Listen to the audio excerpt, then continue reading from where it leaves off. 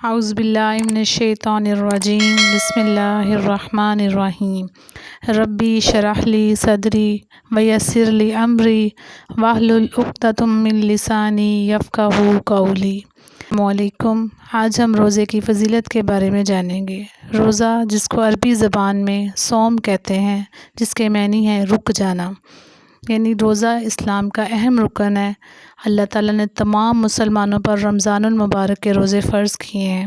روزے کا مطلب ہے کہ دن بھر کھانے پینے اور اللہ تعالیٰ کے منع کیے ہوئے کاموں سے رک جانا۔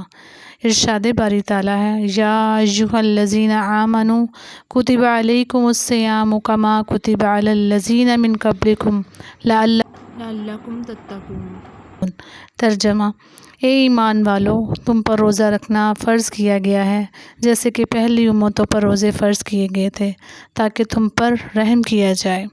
رمضان المبارک کے پورے مہینے میں مسلمان روزے رکھتے ہیں اور زیادہ سے زیادہ نیکیاں کمانے کی کوشش کرتے ہیں، اور اللہ تعالیٰ کا کثرت سے ذکر اور عبادت کرتے ہیں، اور قرآن پاک کی تلاوت کرتے ہیں۔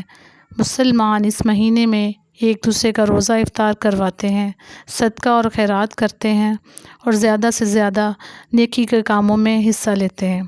رمضان المبارک میں جنت کے 8 دروازے کھول دیے جاتے ہیں اور شیطان کو باندھ دیا جاتا ہے۔